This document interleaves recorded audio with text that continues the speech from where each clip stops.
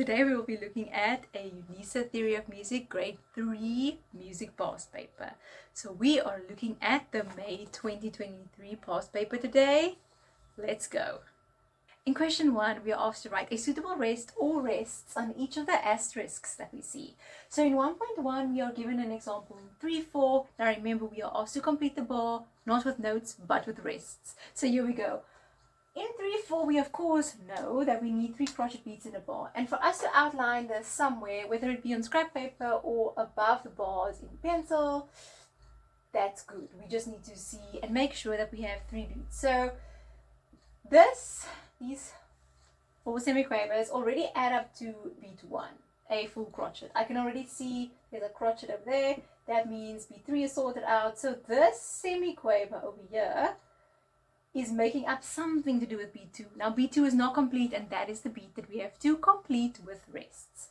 So of course this is a quarter of a crochet, so we basically need 3 extra semiquavers.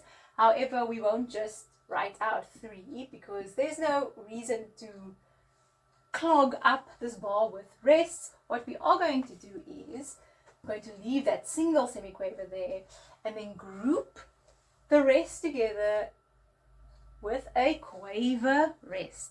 Now of course this whole question counts 7 marks, and we are given 2 exercises, 1.1 and then 1.2, which will follow.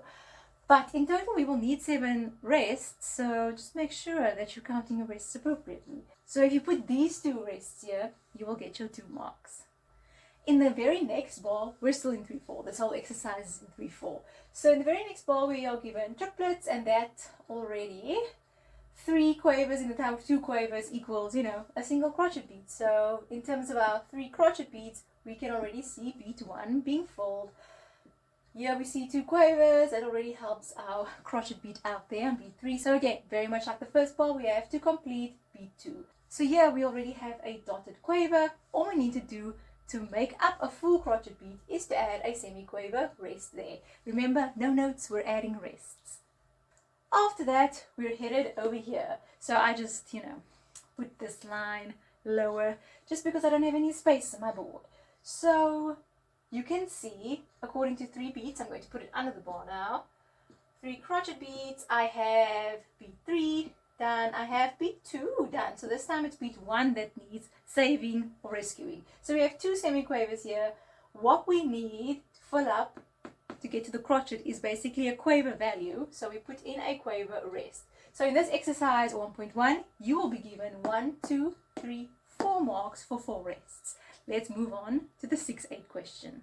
So here we have our 6-8 question. I've again separated over 2 lines just because of the space on my board. I'm filling everything that you need to fill in pencil on your paper in green whiteboard marker. But remember, you have to answer everything in pencil. No pen, we work with music theory in pencil. So of course we need to outline our beats, and 6-8 has 2 dotted crochet beats. So I can see beat 1 is already taken care of. There we go. So it's beat 2 that I need to fill in. Now, of course, we said this question counts 7 marks. We already had 4 of those marks come from 1.1, which means we're expecting, 3 marks to come from here. So 3 separate rests. We have 2 asterisks in this question, which means one of the asterisks will have 2 rests and the other one will have 1 rest. So we'll see. They do give us 2 bars where we're not required to put in any rests. Great. That can also inform what we're about to do. But for now, let's go ahead and fill in what's missing here. So we know we need a dotted crochet beat. We have a semiquaver here, so we definitely do not have a full beat there. I'm going to put in a crochet rest because when we think about a beat in 6-8, and if we're thinking about it in terms of rest, so we're thinking about it like that, a dotted crochet rest. So I have a crochet rest, here's a semiquaver rest, and I basically need a full quaver to be attached to this crochet in order to make a full beat. So I need another semiquaver to do so. So I have a crochet and then these 2, the semiquaver rest and the semiquaver note, will basically make up the dot. Okay, so we have 2 rests there, which means when we come to this final asterisk, we're expecting to do 1 rest. So we need our 2 beats. Beat 1 is covered for us, yay. So we need to fill up beat 2. Okay, there is a quaver. All I have to go ahead and do is put in a crochet rest. There we have it. So we have our 7 rests, and if you put all of those incorrectly, you will get your 7 marks.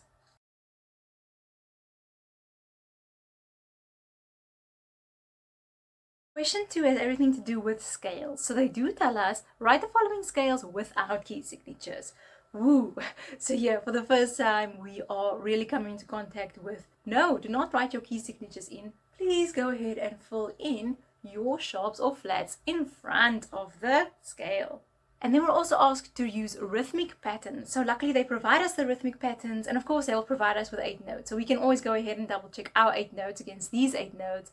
And so somewhat it becomes easier to actually put in 8 notes, because before we never had to double check ourselves. We always had to just write in fat semi-breves, and we could easily skip or jump or do something weird there. But here we are given things in rhythms, and though it might seem like a tricky thing to do, it's really not, and it actually does keep you accountable in terms of your note values, your time signature, but then also the amount of notes that you have. So we are given 3 scales here, each of which counts 6 marks. We are given C harmonic minor descending in the treble clef, followed by F sharp melodic minor ascending in the bass clef, and finally E major descending in the bass clef. So all we need to do is find our note, proceed to go up 8 notes or down 8 notes accordingly, and then we have to add in all our sharps and our flats. And if we are in a minor key, we have to realize and remember how to raise the 7th if you're in a harmonic minor key, or raise the 6th and 7th ascending in a melodic minor, or if you're asked descending, which we're not here, we would have to lower the 6th and 7th degree. So what I'm going to do is I'm going to talk through these scales, and then hopefully you will know how to apply it to any other scale that they may ask you. Remember, at this level we are asked to know all keys up to and including 4 sharps and 4 flats in major and minor keys. And when we have our minor keys, we are asked to understand them both harmonically and melodically. So the first question, C minor in the treble clef. So of course the very first thing we do is put in our time signature. The nice thing is here they give us bars and bar lines even in our little stave that we have to write. So we just have to make sure, okay, do we have 3 notes in the first bar? Let me make sure I have 3 notes in my first bar. We have 4 notes in the second bar. Do I have 4 notes in my second bar? There's a final long dotted semi-breve in the last bar. Do I have a final long dotted semi-breve in my last bar? So we can use the rhythmic pattern as a kind of checklist for ourselves to see that we are on the right track. So here with the first one, 2.1, C harmonic minor descending. We are in 3/2 time, which means we have 3 minimum beats in a bar, but never mind that. All we need to do is add our 3/2 after they give us the treble clef, and then we have to go ahead and find our C. We can find any C that is able to descend down to a lower C for ourselves. So I've chosen the octave C above middle C. I'm going to write my first rhythmic pattern. So they do say we have a dotted minim followed by a crotchet and then a minim in the first bar. So that's what I'm going to do. I'm going to write C, B, and then A flat, because you know we have an A flat in this key. But before we even add sharps or flats or anything that we need to add, I'm just going to go from C to C, following the rhythmic pattern, making sure I have 8 notes. And that's never been easier, because now we actually have note values from which to work. So I'm going to go C to C, after which I'm going to fill in my accidental. So of course C minor has 3 flats, B flat, E flat, and A flat. So I'm going to put in my A flat, I'm going to put in my E flat. However, remember our 7th is raised in any harmonic minor key. So we won't have a B flat anymore, but a B natural. But since there was no key signature, I have nothing to naturalize. So I just leave that as a natural B as it is. So the last thing I will go ahead and do is put in my semitones. And we indicate this by use of a slur in UNISA papers. That's just the way they would like us to do it. In real life, we can indicate semitones by many different ways, but UNISA wants a slur, so that's okay. So it doesn't mean we're actually slurring these notes, and it doesn't mean you should slur these notes in your own scales that you play. It just means we are indicating that there's a semitone between these notes, and the semitones in a harmonic minor lie between 2, 3, 5, 6, and 7 and 8.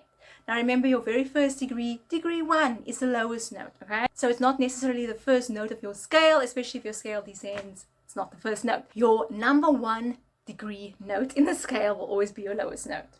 Okay, then we move on to the next one. F sharp melodic minor ascending. So we're given the bass clef here, we're given a 6/8 time signature. The 6/8 is what we first fill in. After that, we choose an F sharp, so a space in which we can write an F sharp. Then we go upper 8 notes to the next F sharp.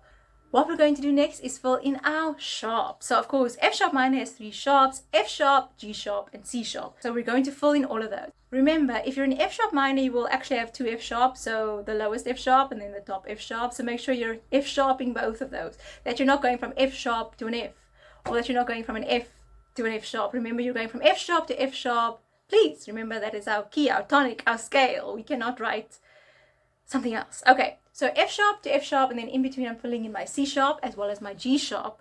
And then remember that a melodic minor ascending also has the 6th and 7th degree raised. So the 6th and 7th degrees here happen to fall on a D and an E. So both D will be raised and E will be raised. So we have D sharp and E sharp here as well. Okay, so we have quite a few sharps in this scale.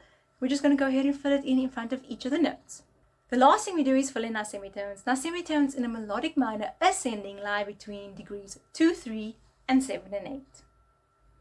The last question we have here is question 2.3. We have a major key. So this is E major in the bass clef descending. So the first thing they give us is a 3/4 time signature. So that's the very first thing we're going to go ahead and write down in pencil on our musical stave.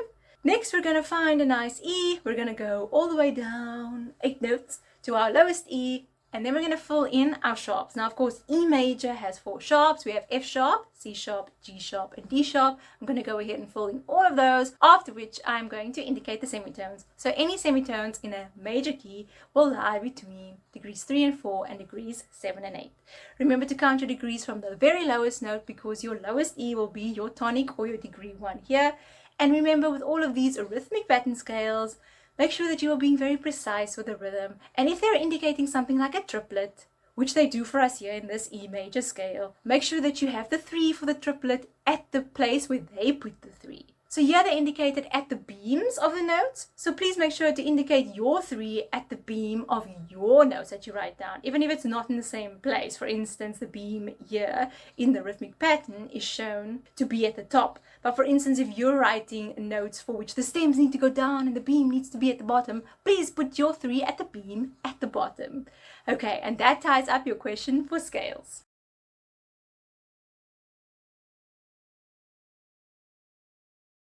So question 3 is a transcription question. So we are asked to transcribe the given melody into the bass clef without changing the pitch. So we're not asked to go an octave lower or an octave higher. We just have to use the pitches that they give us in the treble clef.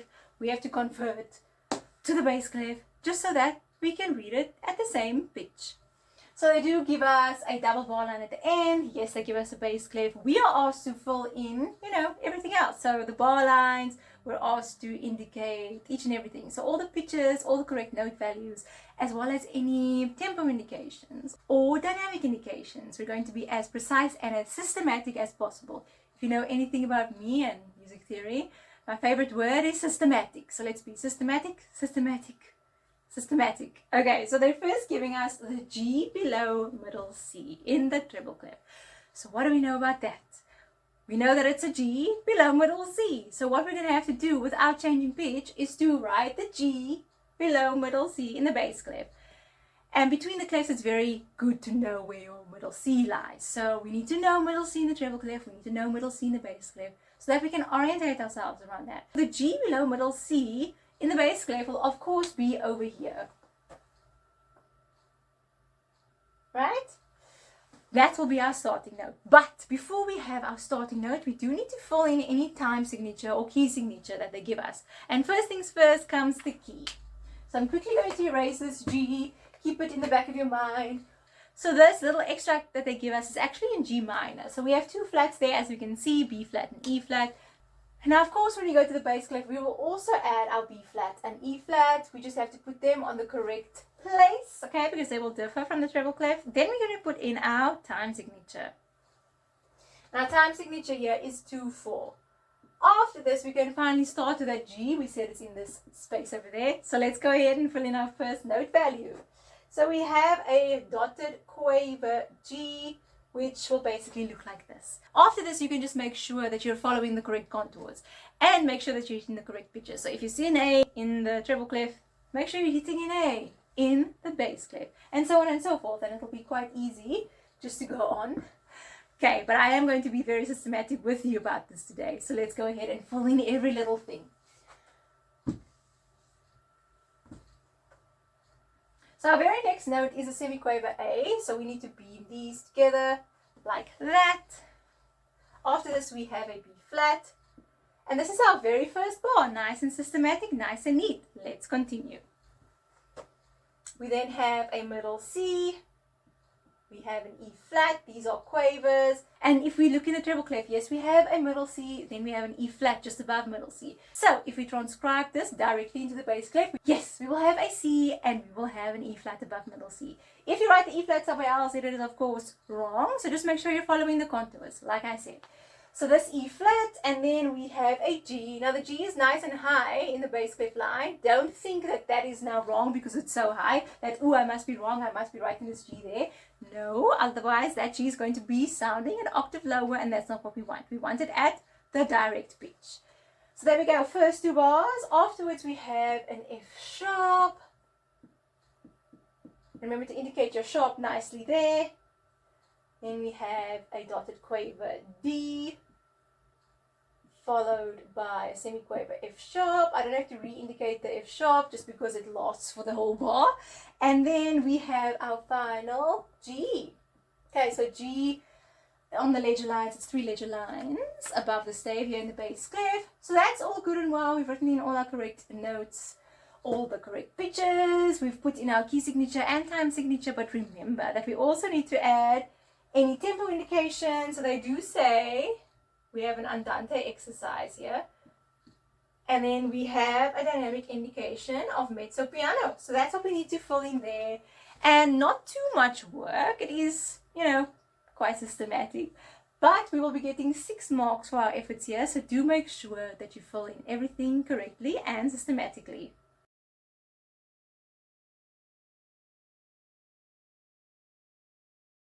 In question 3.2, we are asked to write a note about each of the given notes to make the requested or the required interval. Now I have written a capital M to indicate major intervals, a P to indicate perfect intervals, and then a lowercase letter m to indicate minor intervals.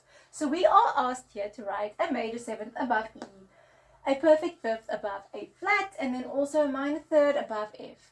So remember, when we have intervals, we always treat the bottom note as the root note of any scale. So if we have an E, it means we must think in the key of E major. If we have an A flat, we must think in the key of A flat. And of course, if we have an F, we must think in the key of F major, in all of the major keys. So we're dealing with E major, A flat major, and then F major. No matter what type of interval they want us to write, we always need to think about our key signature, meaning our sharps or flats in the given key. So that'll be the root note. So we need a major 7th above E. So they ask us merely to write down the note. There are no accidentals or any key signatures in front of any of these clefs, which means if there are sharps and flats, we have to go ahead and fill it in ourselves. So of course, E major has 4 sharps. Does the 7th degree of E major fall in a sharp note? Well, let's count up. E, F sharp, G sharp, A, B, C sharp, D sharp.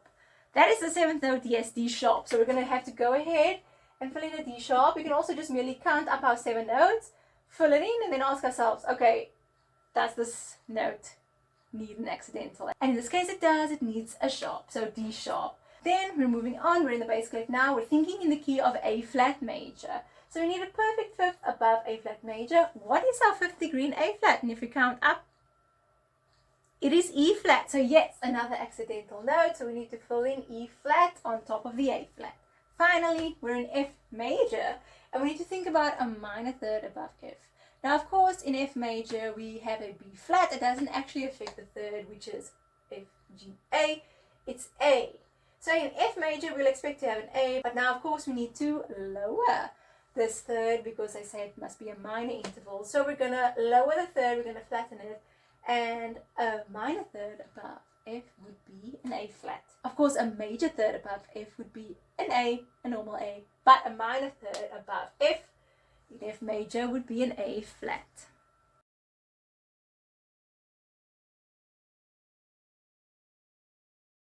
In question 3.3, we are given a little musical extract for us to analyze. This is in full-on comprehension format. So we're asked to study the given music example and carry out the instructions that follow. The first instruction is to give the technical name of the circled notes. And they do indicate the circled notes to us with baby Roman numeral letters, so we know what to fill in and what to examine. Now, of course, we cannot actually answer this question without knowing our key. So let's examine our key, okay? So we are definitely in a key with 2 flats. And we do see some sharps creeping up there, so that has to be the 7th degree. We see some F sharps there. So the minute we see 2 flats, we can either be in B flat major or G minor. Then we have to ask ourselves, if we're in B flat major, we are expecting our first bar to most likely be starting on a B flat, okay? And if it's an upbeat, we want it to probably go F, B flat, just because dominant tonic, we just expect it to be that way. And then if it was to be the very end of a piece or an extract, we would expect it also to end on a B flat. And in G minor, the relative minor of B flat major, we're expecting the very first bar to be G or a G minor chord, or if there's an upbeat, we're expecting it to go D, G, dominant tonic type figure. And if it's at the very end of an extract or a piece, we are expecting it to end on a G or a G minor chord. Now, what do we have here? We actually have an upbeat D, and then we have a G minor chord in the very first bar. We also end with a G minor chord in the last bar of this extract. Not that it's the last bar of everything ever, but it's very interesting. They're definitely giving us clues here. So we are definitely in G minor, so now we can go ahead and answer our questions. So at the grade 3 level, we're asked to understand and know all of our technical names. So tonic, supertonic, mediant, subdominant, dominant, submediant, leading note, and tonic once more. So we need to know how all of this works in G minor in order to answer these questions. So let's take a look at our notes and answer these technical names. Then the very next question actually asks us to name the key of the music example. So we would not have been able to do the previous question if we didn't already know the key. So this is just a question that just solidifies what we already know. We are definitely in G minor here. Then they ask of us to indicate whether this little extract is in simple or compound time, as well as if it is duple time, triple time, or quadruple time. Now in 6/8, we expect to see 2 dotted crotchet beats.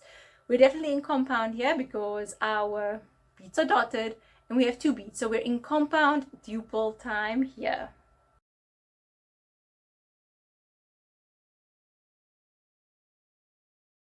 In question 4.1, we have a very unique question because finally this sets us apart from pre-grade 1, grade 1, and grade 2 music theory work. So we are asked to figure chords. Here we have triads, and we need to figure them in any suitable key, meaning a major key or a minor key.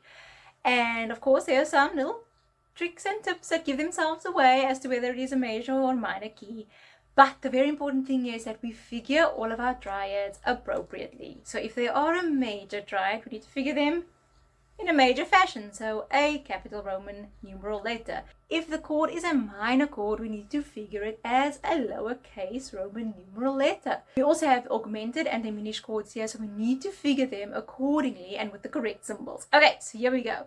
The very first one they ask of us is in a key with 2 sharps. Now, of course, our key with 2 sharps can either be D major or B minor. And by now, we should know these off by heart because, yet again, if we do not know keys, we cannot do anything in the paper at all. So, if we don't know our keys, then we're at a loss here. But, of course, if we can already off the bat say it could be this or this, we're on a good footing. And then, of course, the sharp in the triad actually does give it away because why would there be a sharp there? Of course, it would indicate that the leading note has been raised, which means we are actually in a minor key. So we are in B minor, and I'm just going to put this on top, B dot dot. What they ask of you is to fill in the key in the little block and then on a little line to indicate the chord. So the chord goes D, F sharp, A sharp. So what is D, which is our root note of this triad? What is D in B? So in B minor, we have B, C sharp, D. It is the 3rd degree of the scale. It is the mediant. And of course, the mediant in a minor key is an augmented triad. So that is how we need to figure this chord. We need to figure it as an augmented triad. So capital Roman numeral letter 3, as well as a little plus sign, almost a little exponent sign, a little super plus there for us. So we have B minor, for which you will get a mark, and then the median triad, which is an augmented triad, and there we will get a mark. We will not get a mark if we indicate it as a lowercase 3 like that, or as just a major key like that, because that is wrong. This triad is neither minor or major. It is an augmented triad. We have D to F sharp, which is a major interval, a major third. Then we have D to an A sharp, which is an augmented fifth. And a major third plus an augmented fifth equals an augmented triad. Okay, so here we go on. We move on. That is our first one, done and dusted.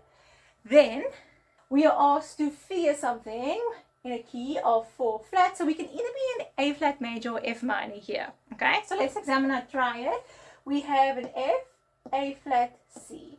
So F, A flat, C, yes, that's a minor triad. So it can be on certain degrees of a scale in a major key, and it can also be on certain degrees of a scale in a minor key. So of course, yeah, we can actually be either in A flat major or in F minor. Either will be right, we just have to figure it accordingly. If we are in A flat major here, we will be on the submedian chord, which means we will be on the 6th degree, because A flat, B flat, C, D flat, E flat, F, upon which we build our F, A flat, C triad. So it will be A flat major, so big A flat, and small submedian degree. However, we can also say that we are in F minor, because then that will be the tonic degree. So we can also say we're in F minor. Both will be correct.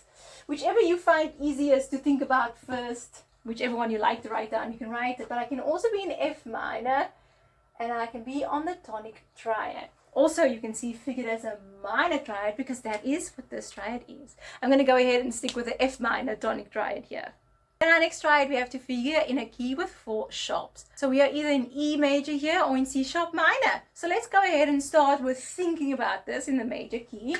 So E major, and if we're thinking that we start on G sharp, because we have G sharp, B, D sharp.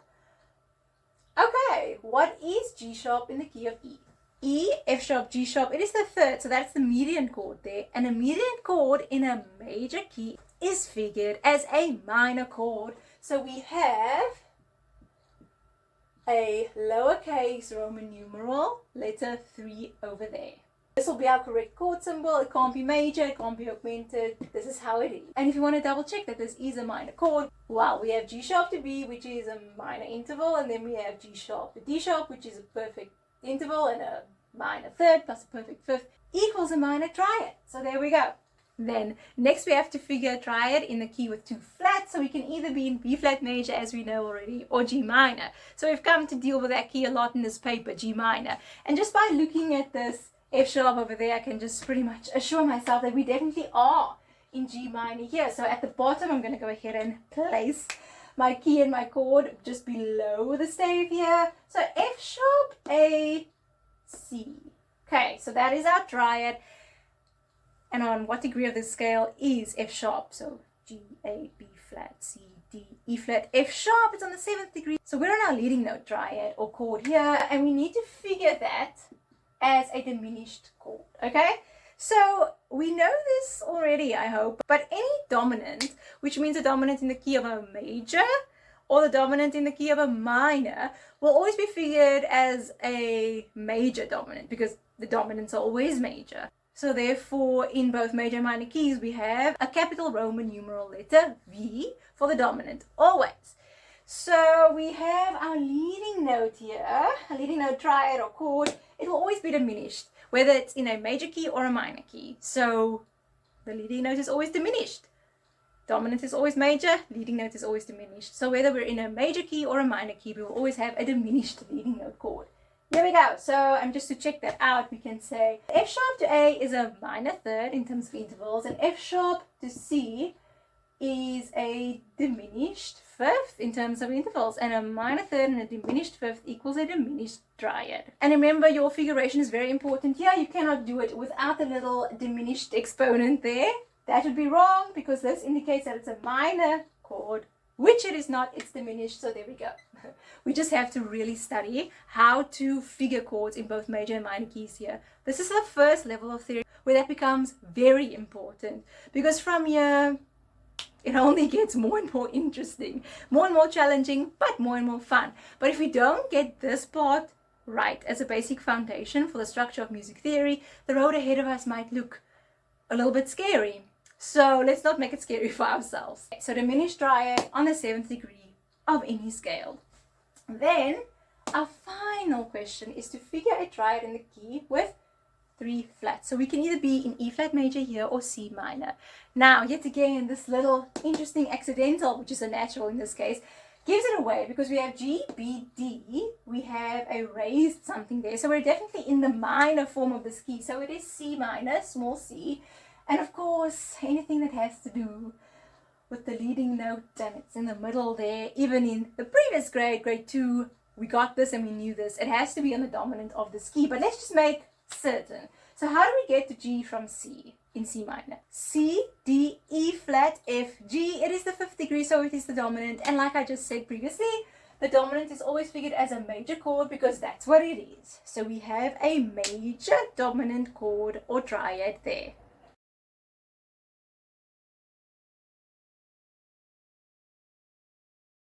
In question 4.2, we come to one of my favorite topics in music theory ever, and this is the first level of theory that we encounter this topic. So we have 4-part harmony here. We're asked to write primary chords in 4-part harmony here according to the key as well as the primary chord that they give us. So we are given A major, F minor, and D minor. So first things first, we do need to make sure that we fill in our key signature correctly in both the treble and bass clefs. We are in a full connected stave here, which I did not indicate correctly.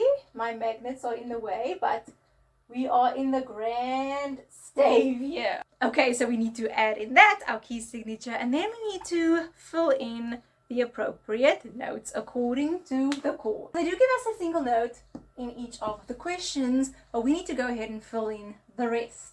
So here they give us a soprano voice, so we need to fill in the bass, tenor, and alto. They give us a soprano voice, so yet again, alto, bass, tenor, we need to fill it in. And then right at the end here in the D minor question, they give us the bass voice, so we need to fill in the soprano, alto, and tenor voice. So here we need to think about our voice spacing particularly. No need to think about voice leading just yet. That's a grade 4 thing because we're only writing singular chords here. So we're only worried about our one and only vertical chord. So let's go ahead and put in our key signature for A major, F sharp, C sharp, G sharp. This should be on the tip of our tongues. We shouldn't even hesitate just to put that in. There we go. Now we need to think about the chord on the subdominant degree of A. So A, B, C sharp, D. So chord that we're going to fill in is going to be D, F sharp, A. Now what we can do is go ahead and think about our doubling next. So we have a chord, a triad, it has 3 notes, but we need to fill in this question in 4-part harmony. So one of these notes has to, double itself. So in a primary chord, we can actually double the root third or fifth. Not in the dominant because the dominant's third is actually the leading note of its key, and we don't like to double leading notes. That'll just give us problems later on.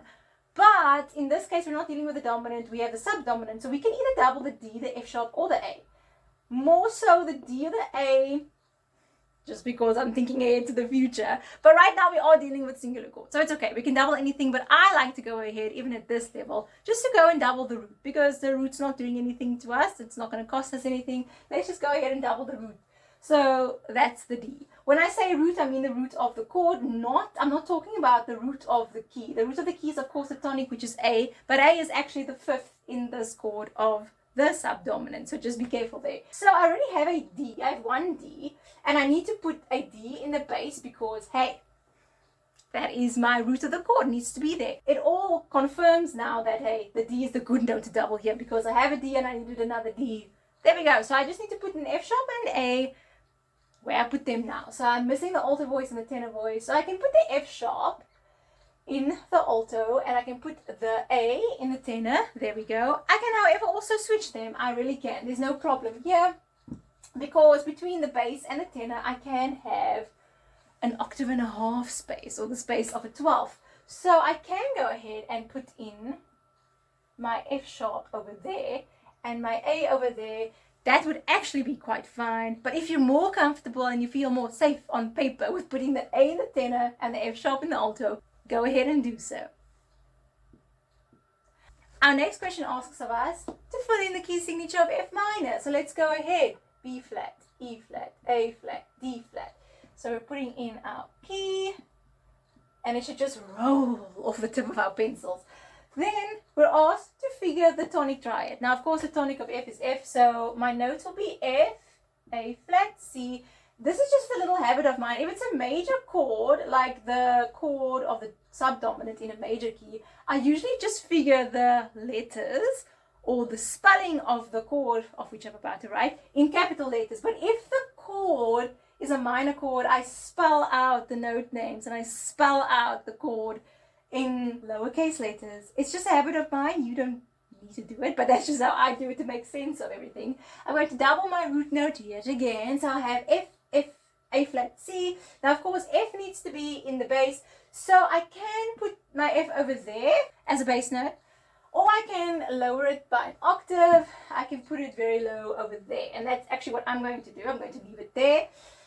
So I have an F, I have an A flat. What I'm missing is another F and a C. So I can go ahead and put in, for instance, middle C in the tenor, and I can put an F over there in the alto line, and that'll be okay. There's nothing that I have to write before it or after it, so the one vertical chord is looking good. I don't have to think, ooh, how am I going to go from here to the next chord, or how did I precede this chord, because this is a chord on its own, which makes it quite nice. So of course, at grade 3 level, it still might seem daunting to do this, but just make sure that you have it systematically correct. There's that word again, because from the next level onwards, which is grade 4, this shall be the least of your worries, because we're not going to work with chords in isolation anymore. We're going to work with chords after each other in progression. So if we get this right and we know what's going on here, we understand doubling rules for the time being, we will more so build on that foundation later on, and we'll understand more doubling rules, more about spacing and about voice leading eventually. So make sure that you get this right. We are given 4 marks for each of these questions. So you'll be given a mark for the key signature, okay, in both treble and bass clef. Then you'll be getting a mark for each of your other 3 notes that you fill in. So key signature, note, note, note. And then you will be getting your 4 marks for each of the exercises. So 4 times 3 is 12. You can get 12 marks for this whole sub-question. So please make sure to be systematic. Our final question in the sub-question of 4.2 is to write the key signature of D minor and then to figure the dominant chord. So of course, D minor has a single flat because we are related to F major. Then we need to go ahead and fill in our dominant chord. We need to space it out nicely, a chord in isolation. And the dominant of D minor is, of course, A, C sharp, E. We have to think about this. And of course, I'm just going to go ahead and write everything in capital letters because that's what I do if we have a major chord. I already have an A over there. Then I'm going to go ahead and write an A in the tenor voice. So then I am going to have an E in my alto voice, and I'm going to have a C sharp in my soprano. Now the reason why the C sharp is a C sharp and not a C is because remember we are dealing with the dominant chord in a minor key. So of course we need to raise that 7th, we need to raise that leading note. So of course it has to be a C sharp.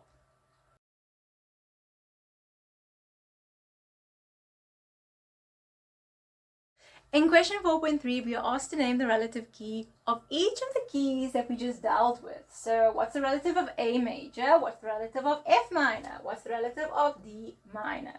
So in that particular order, we are dealing with an F sharp minor, A flat major, and F major.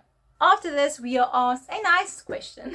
So we are asked to write the key of the extract that they give us. And then we need to name all the indicated chords. So the indicated chords here will be primary chords only. So the tonic, the subdominant, or the dominant chord. So here we are in B flat major. It is solidified by those 2 flats, but also the fact that we actually start in something that is a B flat major chord. And we end just before the etc. on a B flat major chord. So we have B flat major. The first chord that they want us to identify happens to be an E flat, G, B flat, E flat. And if we mix around those notes, we think about E flat, G, B flat. Now, of course, this chord happens to be on the subdominant degree of B flat major. So we're going to go ahead and fill in a major subdominant triad there. Then the next one is the tonic triad, B flat D F. And all of our root notes, our bass notes, our lowest notes here happen to be, you know, just the root note of the chord. We don't have anything like inversions yet at the moment. So the lowest note will be the note that we're thinking of in our key. So we don't have to go ahead and look at all of those vertical notes. We can do it. We can isolate all of them, or we can just isolate the root note, because for now it's just going to be a root note chord. So we had the subdominant, and then we had the tonic. The very third one starts on an F, so we can guarantee ourselves that that is going to be the 5th degree of the scale. So that is a dominant chord there. We didn't even have to go ahead and isolate all the notes. If we did want to, we could go ahead and say F, A, F, C, F, A, C basically, and that is the dominant chord. So that's just confirmed there. We can go ahead and do that once we're reading through our exam afterwards, making sure that we've, you know, answered all the questions correctly. But at the get-go, you don't necessarily have to do that, because you can be assured at this level, grade 3, you will only be asked according to the root note of the triad. Okay, so we are asked finally something on B flat, and yet again, that would be the tonic triad there.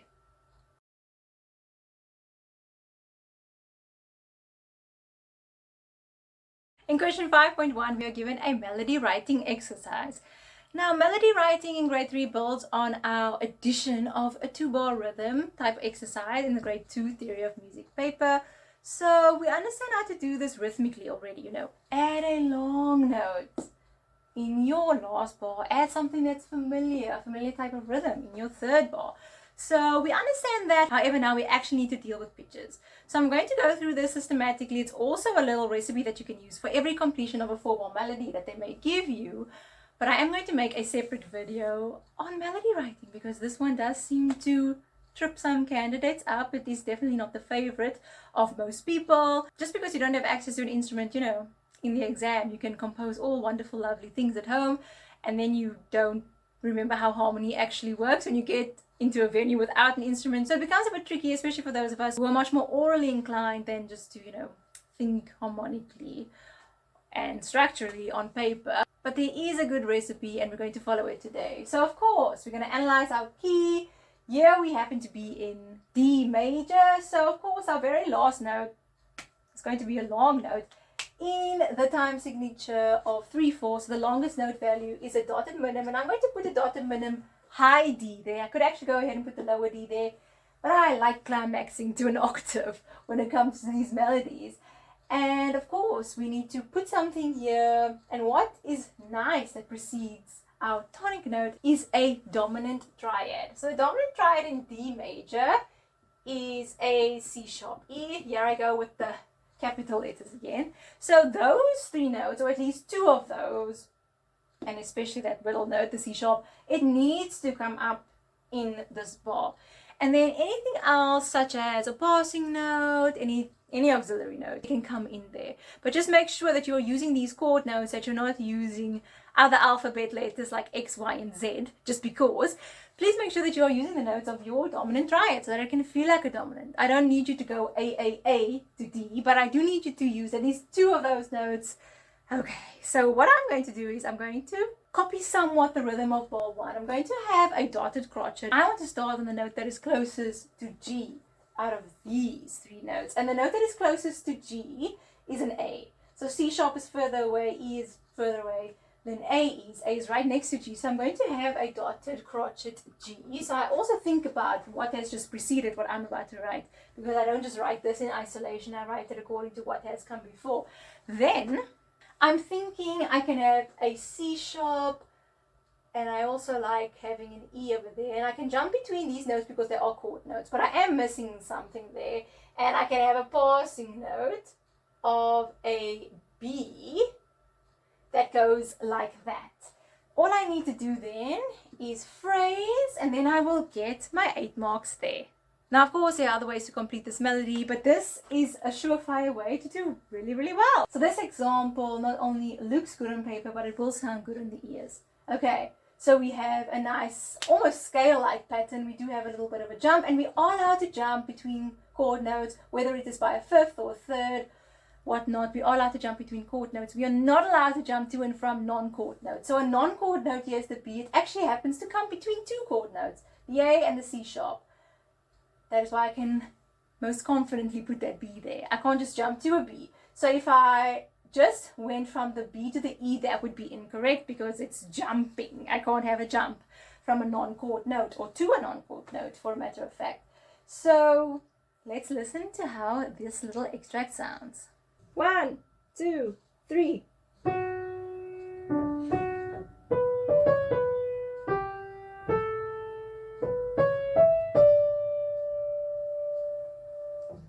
And remember to phrase both the question that they give you as well as your answer.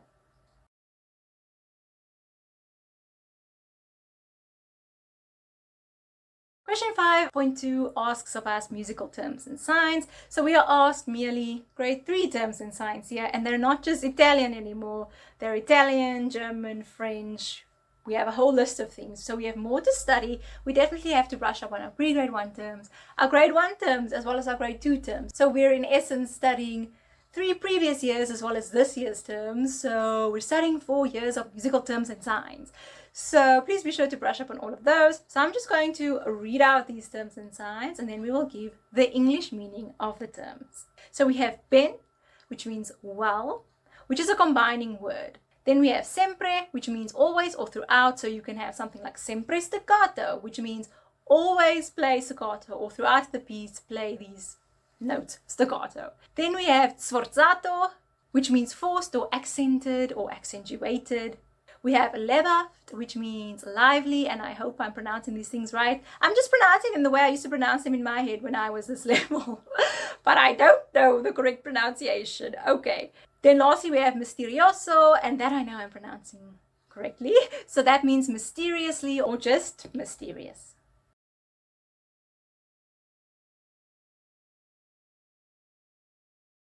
The very last question in this paper is a staff notation question. So we're asked to go from Solfa notation and transcribe into normal notation or staff notation for us.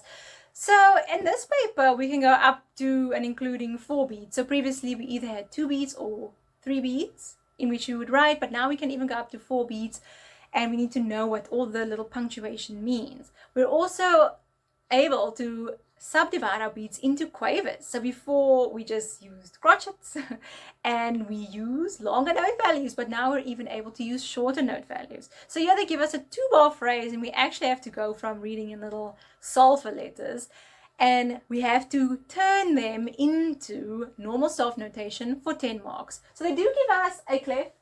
They tell us that do is A, which means we are working in A major here. So that's our very first clue. We need to go ahead and put in A major's key signature. We need a key signature, we need a time signature, as with all music. So if we don't put this in, we're already at deficit. So of course we can see that we have 4 beats here. We do have a little streepie, which means a little line, a little stripe. So that's in the middle of the bar, which means we're separating the 2 halves. So this half, this half. And between the halves we have the semicolons, which indicates beats. So we have beat 1, beat 2, beat 3, beat 4. So that's why we know we have 4 crotchet beats in this case. So we have 4, 4. That's our time signature here. Then they tell us we start in a do, and of course that's A. And that is in its little space on its own. So that's a crotchet A. Then I see that we have in the next space is even a little full stop. Now a full stop indicates that you're separating 2 quavers. So there's a so and a mi, so a E and a C sharp. Those 2 must be quavers. So E, C sharp quavers on the second beat. So I'm going to do that. There we go. Then we have a so and a la. Both of them are crotchet beats. So we already had that. So that's an E, and then we have an F sharp. So that's our first bar. Then we're going to go ahead to our second bar, which is also our last bar. Yay. So we have a re and a fa, and then we have a do. So re and fa, which B would be re, fa is on a D, and then our last note is a do. Now the do also shows that it continues with a little dash in the next space. So that means we actually continue for 2 full beats. So we have a minim value there. So we have a minim A. Not too much to write in, but you have to be systematic. we need to have our key signature, our time signature, and then all our notes and our note values correct. Okay, and that will give us our 10 marks there.